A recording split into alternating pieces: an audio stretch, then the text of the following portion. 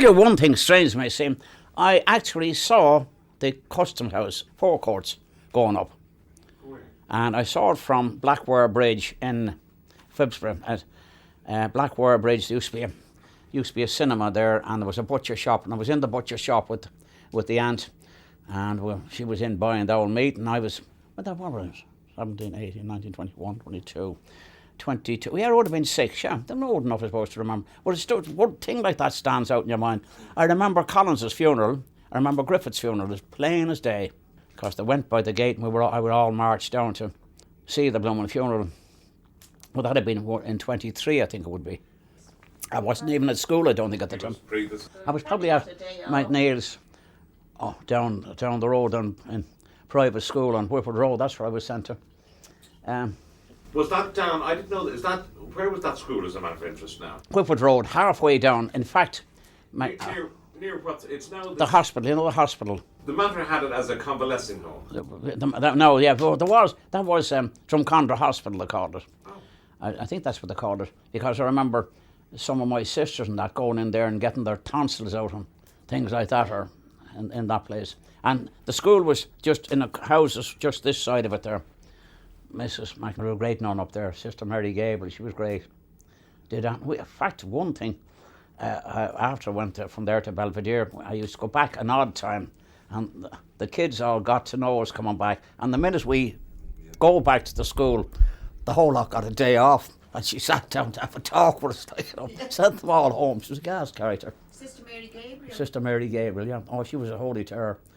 But she was a topper nun. You would have remembered traffic on the canal.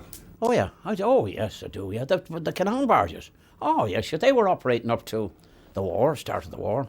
In fact, the last ones coming up used to come up to the mill there beside us, all carrying grain from the North Wall. They used to bring it up to the North City mills, and of course they're all gone now. That's right. That whole place has changed. There's the Shandon Park mill at the top. Shandon Park, yeah, was gone. That used to make waistcoats for sausages and things like that. Waistcoats for sausages. And I hear now there's the printers, what do you call it? Dakota. Dakota, I knew them very well. Oh, theirs closed up, but I believe they're building flats or something, knocking the whole place down. In fact, when I was going to school where Smurfits is now, that was Alec Tong, the printers, and then Players Factory was next to it. I remember them being built. That was just open ground there. And now that's gone. Like, it's all Smurfits now. But it's a fine building. It's a fine building. Oh, they're fine building. Oh, building. Yeah. And it's amazing. Only a cigarette company could do it. Yeah. They had the business. Then at the back of that building, there was a firm called Carton Printers. And we in the machine shop, it was firms like that kept us going. We did a tremendous amount of maintenance work in those places. The North City Mills, we did an awful lot of work for them. And then out Finglas Way, Merville Dairies, we supplied them all their transport. We used to assemble AEC trucks, and we did all the maintenance on the bottling plant there. Then out a bit further, the crowd that make the tanks. Wesso. Yeah. And we did an awful lot of work for them out there. But a lot of those factories and places, they're all disappeared. They have. Yeah. And all the Unidair complex. Yeah, we did a lot for Unidair, yeah. And there was a whole heap of them there. And then on the other side, bachelors. The tin food. Never let a bachelor pee in your kitchen. You ever hear that saying? That was the ad. No. There was some around the government and them, yeah, man, some I don't know whether it was a woman deputy or something said, never let a bachelor pee in your kitchen. I took delivery of the first aeroplanes that came in here. Did you? On the 6th of September 1930, because my old man crashed in one of the airplanes that never got here. So I was the only one here to collect them. I don't know, my father got a contract in the engineering business of maintaining all the transport for the Irish American Oil Company. And Mr. Jim Malone was their chief engineer.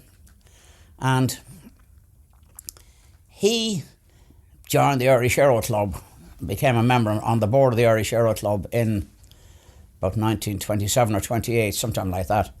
And being a friend of my father, spoke about it and encouraged him then, and he went with him over to England, and they picked out 3 aeroplanes, and he ordered like 2 new ones and a second-hand one, and bought them, and they were delivered, or the 3 that were to be delivered, or only 2 of them came on the 6th of September 1930. So that's and from there on, oh yes, he went into Baldonnel, and immediately saw that once you were in a place like that, you couldn't get on with the military. So he gave them the 2 fingers and said, "Shagger, I'll build my own airfield across the river." In fact, he tried to get Collinstown Airport, or that was, Collinstown, it's Dublin Airport now, and the British owned it at the time. Didn't know that? Well, the same as they own the ports and whatnot. When did they hand the ports over? That's late, 37 or something. Yeah, that's when they didn't move into, I don't know what it was, but everything was hedged, but they seemed to push the old man off in any case, trying to get the place there. But I think they moved into Collinstown, and Aer Lingus moved in 1940, sometime like that. So where did you go? Where did he go? Kildona was shut down at that time during the war, and it would have been shut down probably because it was so close to Dublin Airport. Actually, yeah. How long would have Kildona been in operation? From 1931 until 37 or 38, I think, something like that. Do you have a memory of it yourself? I do. Sure, I flew on the place, went solo on the place in 1933, I think. Yeah. And what was Finglas like? Your memory of Finglas? If you blinked, you've gone out one side and out the other side. It was only a tiny place. Weather in Kildona, plus they had the hangars. The chief engineer was a man named Curry, and he left Iona, went back to England, and immediately after the war, he designed and built a very famous little biplane called the Curry Watt, which there's numbers of them flying around. A couple of them here in Ireland at the moment flying. Now, he's dead and gone, of course, now a long time. Right. And how then did the business develop? It didn't. Came to a full stop with the war. Yeah. But what was the intention? To build up a freight business? A thing my old man always said, he was sucking the wrong hind tit. In other words, when he went into business in 1930-31, Mr. Cosgrove was in power, and in the elections at the end of 1931-32, whenever it was then, he backed Cosgrove to the hilt. In fact, he put 32 cars at the disposal for their election propaganda and whatnot. And of course, the other party come in, Dev and company, and they screwed him then. That was it. Yeah. Was the family business based at Crossguns originally? It was originally, yeah. In fact, Crossguns was the headquarters office of Iona National Airways as well. Although we had an office in 26 Westmoreland Street as well. Yeah. Do you know that there's a glass window in that building with Iona on it? I have it out in the back here. Have you? Yeah, I rescued it. Very good. Yeah. In fact,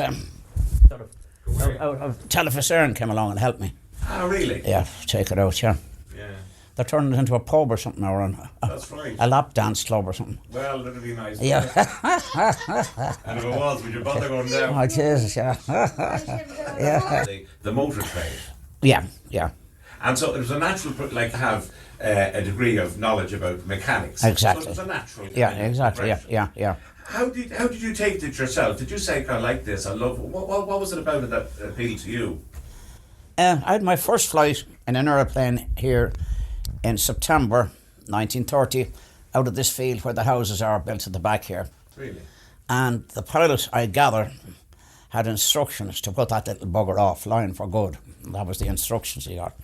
So I saw Rockabill from over my head, below my head, saw it from all angles, and I enjoyed it, and that was it. They were barking up the wrong guy then. Exactly, yeah. So, well, I worked in the garage until the start of war in 40. Then I went into the army, and I did 3.5 years in the army. And that, I could see that was the end of the war. Came out of the army again, got down to the motor car business, and I did a lot of car driving and trials driving and car racing, and I met a friend of mine from Sligo, a lad named Murray, and he happened to have a little tiny aeroplane, and he, by some means or other, he found out that I could fly, and he said, how about coming out for a flight? So I went flying with them, I think somewhere in the, I don't know whether it was the late 40s or early 50s, out at Weston. And there was one mistake I'd made in the 30s, that I never bothered to get a licence to fly. Well, you see, in those days you hadn't to have a licence. Now you have to have a licence, even before you go flying. I got interested in flying, then I went out to Derby Kennedy, and he checked me out. I forget now, I'd have to look at my logbook. I think it was about 52 or something. He said, son, you can go and apply for a licence anytime. So I got my licence then. I only got a student pilot's license. Got my pilot's licence then. But then, in the late 50s, there was a number of aircraft put up for sale by the British government, and they were all chipmunks. There was a lad named Montgomery bought 5 or 6 of them out at Weston, and they were all lying there, and they weren't able to make anything out of them. So a friend of mine, Wilfie Fitzsimons, who's alive today, he's only 90 at the moment, he's pushing on very well, but he'd a friend in the Air Ministry, and I happened to question Wilfie, and he said, wait now, I'll get in touch with my friend, and I got the nod, bid £200 a piece for them, and there was 100 of them, and I got a letter back asking me how many I wanted, and I nearly dropped dead. So at the time I hadn't 2 shillings to rub together, and I approached my old man for a couple of £1,000 to buy 6 of them, I think, and he gave me a big lecture about how much he'd lost on flying before the war, but he gave me the money and I bought them, and when I turned them from £200 into a couple of £1,000 each when I sold them, he said there must be money in this business. So then, as a result of that, Lord Kildare started here, and he approached me to assemble aeroplanes for him. So I started assembling Piper aircraft. I assembled, I think, about 12 or 14 of them. They were all sent out to Egypt, I think, as crop sprayers for killing what you call lotus protection or something like that. So as a result of that, I decided that there could be money in it, and the old man had bought a piece of ground out at Dublin Airport, and I looked for permission to build on it, but I was offered. That was the biggest mistake I ever made, to take land from Ariantha, because the lease had an immediate ending in it. The lease was 10 years or a moment's notice. Yes. So, and I'm very annoyed with things. And when I hear that Aer Lingus got a 99-year lease, did you see that from the ground they have at the thing? Yeah. But the unfortunate thing about the lease was every 10 years, when I got the ground, I was dealing with industry and commerce. There was no Ariantha. Then Ariantha took over, and then they started screwing us. And became untenable. Organisation of company. Yeah. How do you feel about that? Well, I feel very annoyed because it was blocked from all angles. Odette will tell you there that we got a contract with Libya, wasn't it? Mm-hmm. And we moved to Cork and set up a flying school down there, and we got a contract to train 40 Libyan pilots. And it was worth, I forget now, in millions it was worth a lot of money. The government stopped it. And then we had a big contract with Federal Express, so they suddenly shut down business here and got out of Europe. They said they were losing money. Well, all that had its repercussions. Right, well, let's go back again at the early days. So you took instead of buying the land, you took the offer of the lease on. Well, they offered me a lease of land, and the rent for the land was same as renting agricultural land. Well, of course, we had to develop the land, we had to build on it. But then, unfortunately, when Ariantha took over, they started thinking that land was worth telephone numbers, and the rent went off the clock. And then there was another thing, we never paid rates there. There was never any rates. And then there was a crowd called Fingal County Council. Did you ever hear of them? I can't think of that, may remember him. The fella come in with a wheelie business, and he wheelied the car park. And he said, that makes money. And then he went out and wheelied the place for parking there. Oh, that must make twice as much money. And they put the rents and rates and cost of the place before doing anything went beyond everything. Well, geez, they're flying in all over the blooming world. In fact, the funny thing was that I had Seki ring me up the other day. There rings me up regularly to know how I am. So your organisation was Responsible for an awful lot of things which I won't admit to. Yeah. That we trained Yeah. 20 a year. Yeah. Oh, we did. Some of them stayed with us and got the commercial license. Yeah, they did. Yeah. But some of them wants to do it quicker because you couldn't. Sometimes the restrictions at Dublin. Well, no, they're terrible now at the moment. You're not allowed to fly at all there now. They're glad to have all the small aeroplanes out of there. Yeah. But I would say we trained hundreds of pilots now. Yeah. Sure, 10 years, 10 a year is 100, isn't it? Of course it is. Yeah. And in flying that were there any hairy moments? There must have been hairy moments. Oh, yes, a lot of them, yeah. Right. A lot of them. Is there anyone that stands out in your mind as being a really near miss? Oh, yeah. I got hung up on a tree down in Cork, and that was one. That was the worst one I had. I had another one, I forced landed outside a Burr in an old Oyster, where I made a perfect landing on that. And I was the personal pilot of Charlie Hockey. Used to go on a beering expedition with them now and again, yeah. All right. I flew him down, I had one famous trip with him. I flew him down to, what's the place in Farnfore. Toten Farnfore. Do you remember that time? No. And old Charlie knew every blade of grass on the way down. Knew all the farms, knew everything like that. Oh, we used to bring him out. Oh, well, poor old Lord Everstroke, yeah. In fact, I remember once going out there and I thought I'd never get back off the island. Desperate man. He had a great wine cellar there. Yes. Oh, yeah, too great, yeah. Man from the north down many a time when they were starting this. Oh, John Hume, do you remember that? We flew him down many a time. We had to rush up for get him down to Dublin for certain things. What was the passenger end of the business like? Was it worthwhile or was it? Well, our main thing was mostly charter work. We did try a lot of schedules, but they were a dead loss. And there was a subsidy of a couple of pence per seat or something like that. But it wasn't Dublin Dairy. But we did the place up in Donegal, sure, Carrickfinn. We flew up and down to Carrickfinn in a Sligo. Yeah. And then I think, of course we did Belfast, but of course Belfast is a dead loss.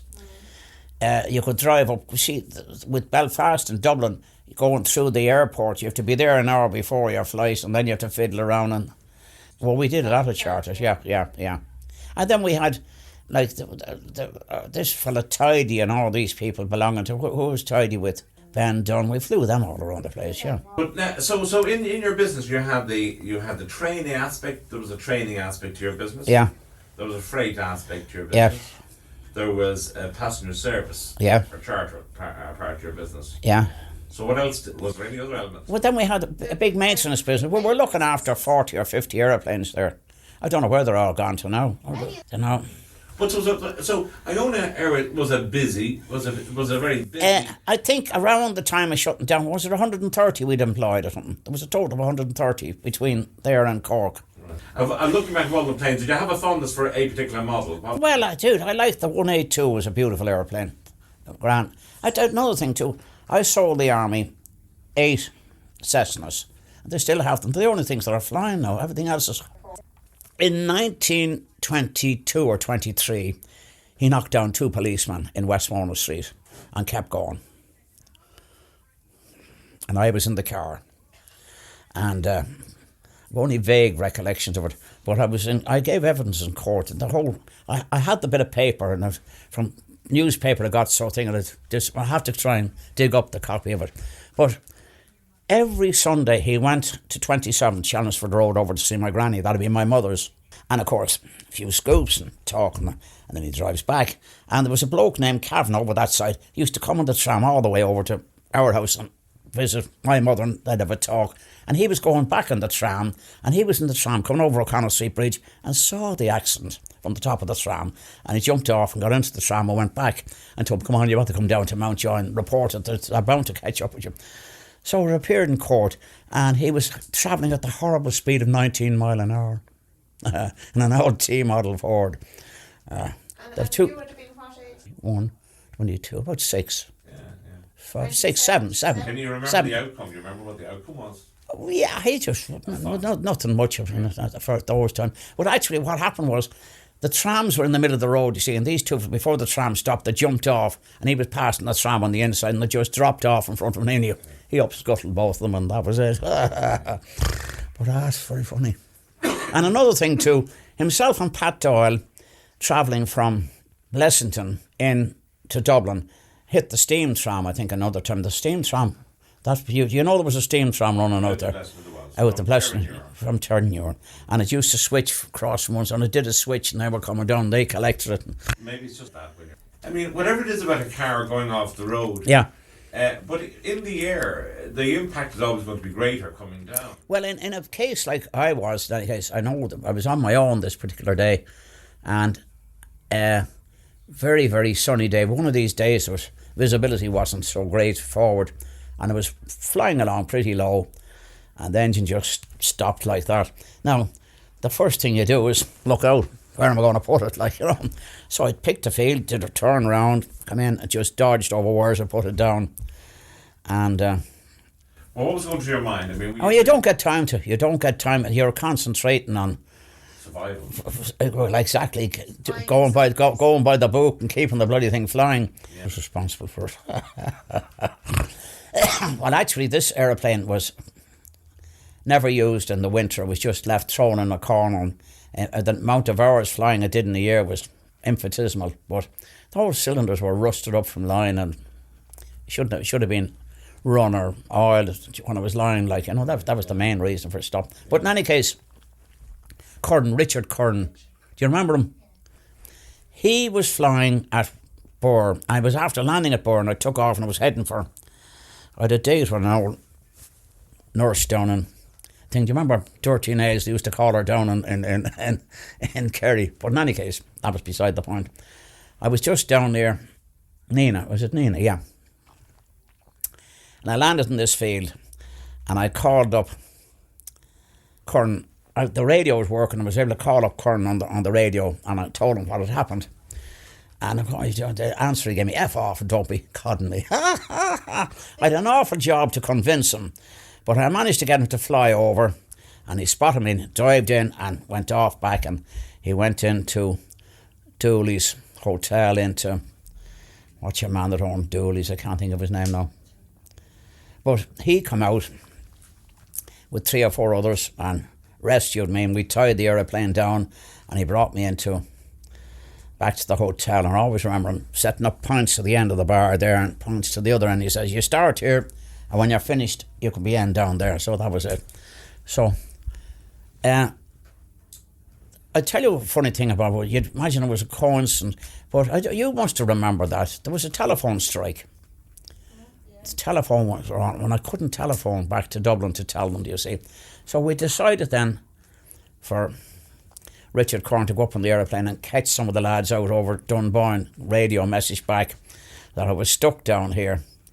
But then I said, if you tell them that we're after Forrest Lannon and everybody, including the department and the dogs, what it would. So it was a case of tell Catson that I want an Allen key to take the radio out of the aeroplane, that we have a snag, and get somebody to fly it down. So that's how we got back out of there. Yeah.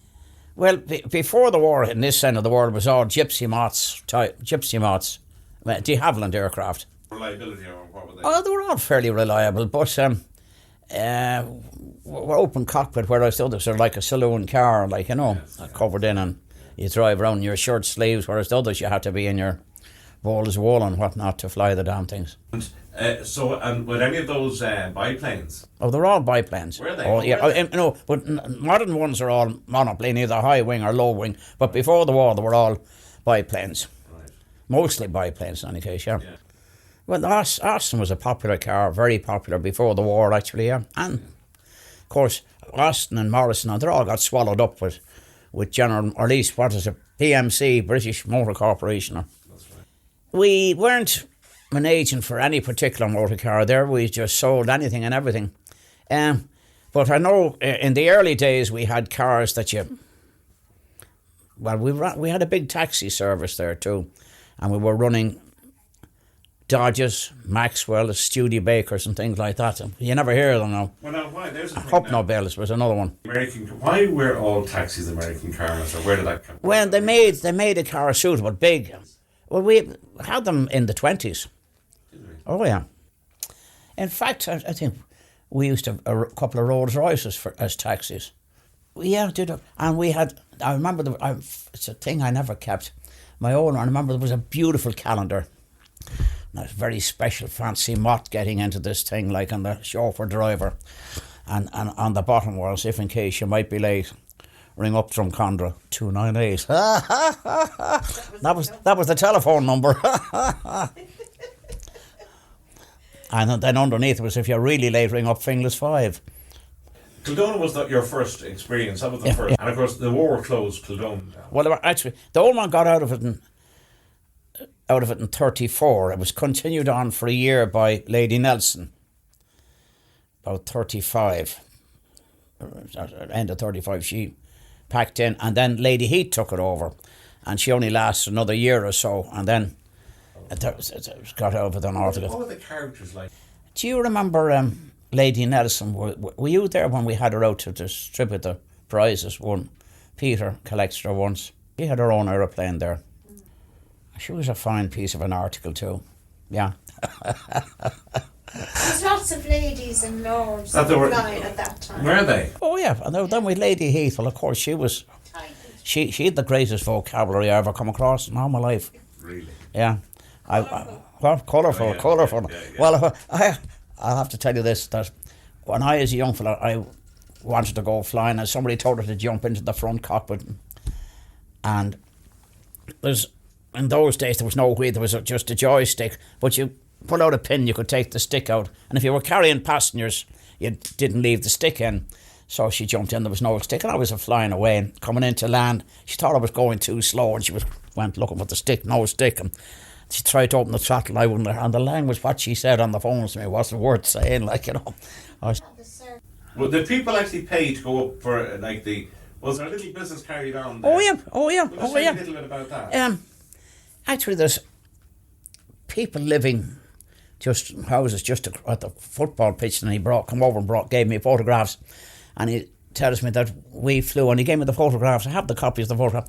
That they hired a Foxmoth we had to fly to Croydon and pick up their uncle who was terminally ill, and the ones to get him home, they flew him home to Cork. And Armstrong, I think, went from here to Bristol and refueled. I have the photograph of the machine in Bristol, and there was a write-up in the paper there about the flight. And with another flight in 1932 during the Congress, some priest here missed the boat, he missed the train, that's what it was. And we flew him to Cork to catch the liner, like, you know. And there was another one, we flew from here to Southampton to get a boat during the Congress times. Well, I tell you one thing, I made an awful lot of friends, and in fact, gone around the world a bit, and somehow or other run into people and they were indirectly knew me or some bloody thing like that, you know, especially when you get mixed up with the flying end, like, you know. Yes. I've ploughed or is it furrowed a few fields, is that it? Yeah, like literally. Literally. Literally. Yeah. You know?